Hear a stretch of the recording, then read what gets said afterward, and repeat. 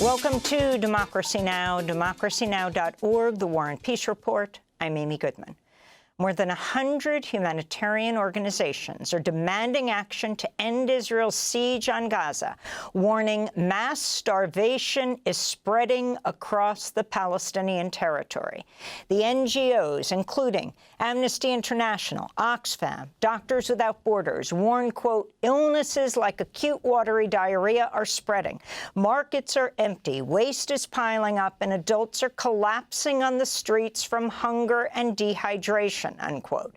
Their warning came as the Palestinian Ministry of Health said the number of starvation-related deaths in Gaza has climbed to at least 111 people. This is Ghada Al-Fayumi, a displaced Palestinian mother of 7 in Gaza City.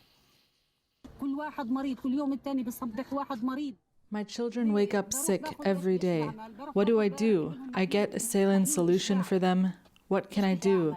There's no food, no bread, no drinks, no rice, no sugar, no cooking oil, no bulgur, nothing. There's no kind of any food available to us at all.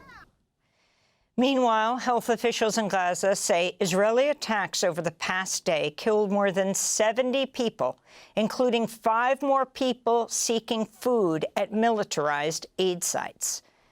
The World Health Organization's released video showing attacks on its facilities in central Gaza's Deir al-Balah. A WHO spokesperson condemned the attack in the strongest terms and called for the immediate release of a staff member abducted by Israeli forces. Male staff and family members were handcuffed, stripped, interrogated on the spot, and screened at gunpoint. 2 WHO staff and 2 family members were detained. In Tel Aviv, thousands of anti-war protesters marched on Israel's military headquarters Tuesday, demanding an end to Israel's war and a lifting of the Gaza siege. This is Israeli peace activist Uri Weltman. International agencies are warning that there is a growing famine inside the Gaza Strip as a result of the tightening of the siege, and people are literally starving. We came here today to call out to end this siege, to allow the entry of humanitarian aid, and to end the war on Gaza, which is a catastrophe for both Palestinians as well as Israelis. Here in New York, hundreds of protesters rallied in Manhattan's Union Square Tuesday to demand an end to Israel's war on Gaza. Separately, protesters rallied outside the United Nations, demanding UN leaders take stronger action to end Israel's siege. Meanwhile, Columbia University informed nearly 80 students that they'd been suspended for 1 to 3 years or expelled. The university sent the notices to students who participated in a May teach-in about Palestine in honor of the writer and freedom fighter Bassel al-Araj, who was assassinated by Israel in 2017. Separately, Palestinian activist and Columbia University graduate Mahmoud Khalil met with lawmakers on Capitol Hill Tuesday, demanding an end to U.S. support for Israel's assault on Gaza. To be honest, I feel that this is my duty to continue advocating for Palestinians. This is what the Trump administration tried to do. They tried to silence me, but I'm here to say that we will continue to resist. We are not backing down, and I will continue the work that I've been doing, which is advocating for the rights of Palestinians. Among others, Mahmoud Khalil met with Independent Senator Bernie Sanders. President Trump's warning the U.S. could attack Iran's nuclear facilities again after striking 3 nuclear sites in June. NBC News is reporting only one of the sites was badly damaged, but that the other 2 facilities could restart uranium enrichment within months. Iran's foreign minister has said Iran cannot give up on nuclear enrichment. Inside Iran, a series of mysterious fires and explosions have been reported on a daily basis. Officials suspect a coordinated sabotage campaign. Meanwhile, Amnesty International is calling for an investigation into Israel's deliberate targeting of Evin prison last month, saying that strikes must be investigated as war crimes. Syria's government's evacuating Bedouin families who remain trapped in the city of Suwaida as a fragile ceasefire continues to hold between Druze and Bedouin fighters. Violence between the groups that erupted last week has displaced at least 93,000 people. Bedouin survivors say Druze fighters went door-to-door attacking entire families.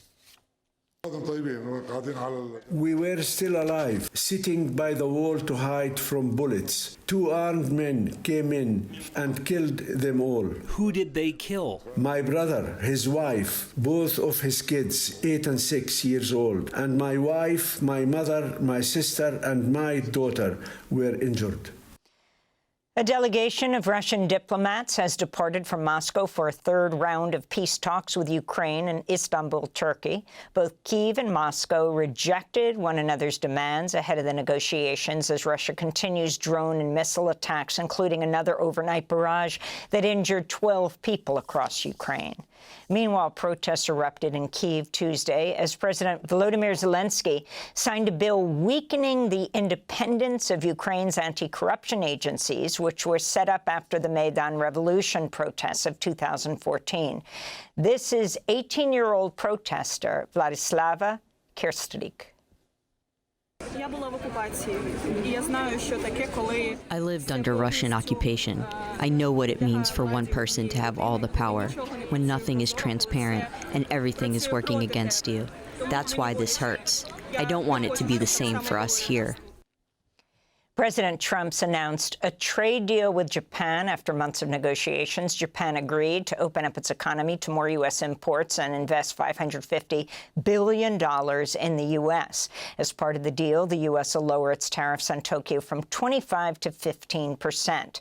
The deal was reached just days after the Japanese Prime Minister's ruling coalition suffered an electoral setback, losing control of the upper house. Prime Minister Ishiba is denying reports he'll soon resign. The election also saw the far-right populist Japanese First Party surge in popularity, winning 14 seats, up from just 1. President Trump announced a trade deal with the Philippines on Tuesday after meeting with the country's President Ferdinand Marcos Jr. at the White House. Under the deal, the U.S. will impose a 19% tariff on all imports from the Philippines. Marcos also met with Defense Secretary Pete Hegseth at the Pentagon to discuss expanding military ties between the U.S. and the Philippines. On Capitol Hill, House Speaker Mike Johnson is adjourning the House of Representatives for their summer recess a day early, thwarting Democratic-led efforts to force Republicans into voting on the release of the Jeffrey Epstein files. This comes after Democratic Senator Dick Durbin said an FBI source revealed that in March about 1,000 FBI agents were instructed to review some 100,000 Epstein-related records and to flag any related that also mention the president, Trump.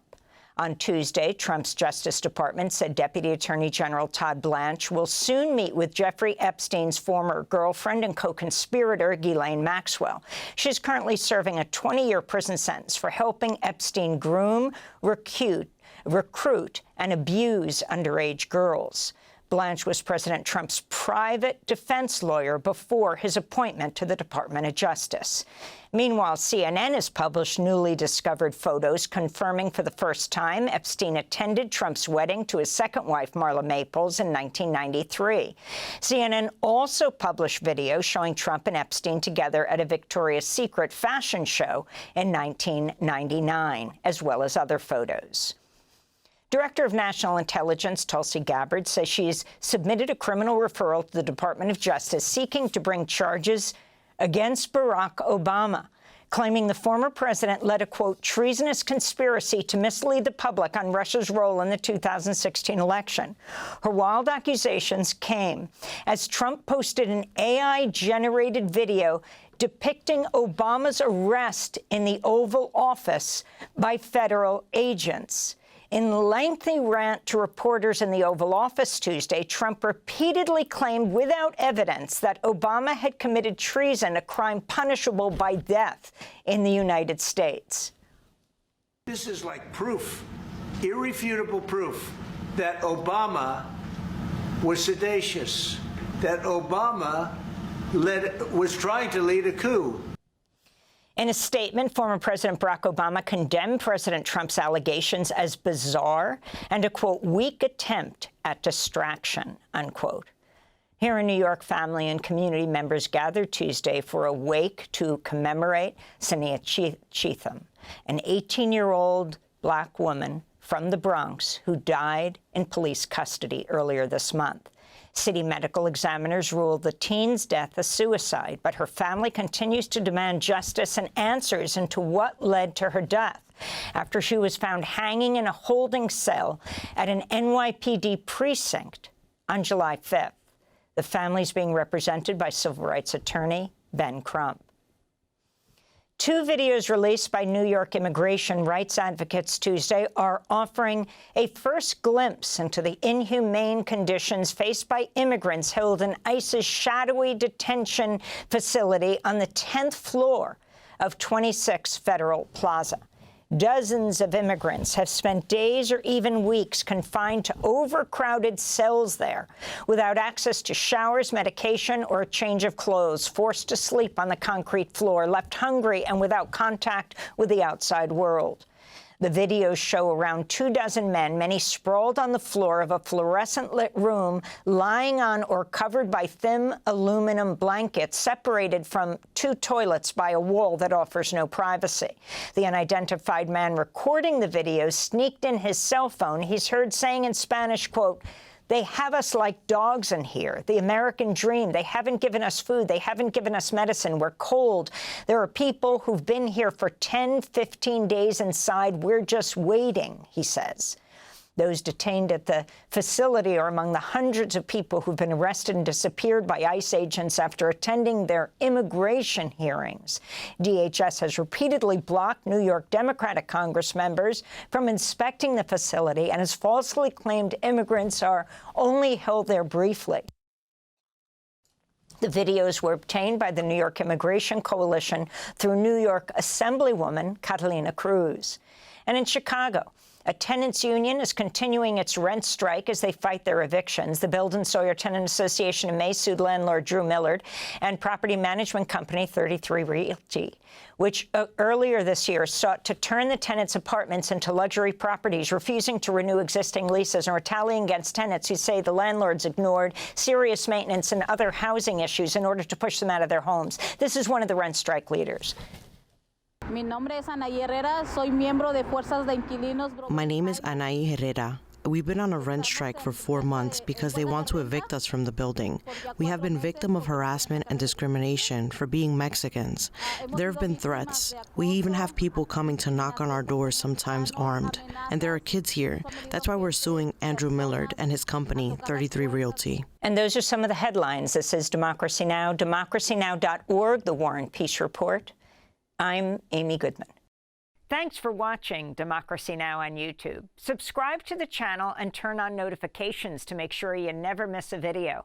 And for more of our audience-supported journalism, go to democracynow.org, where you can download our news app, sign up for our newsletter, subscribe to the daily podcast, and so much more.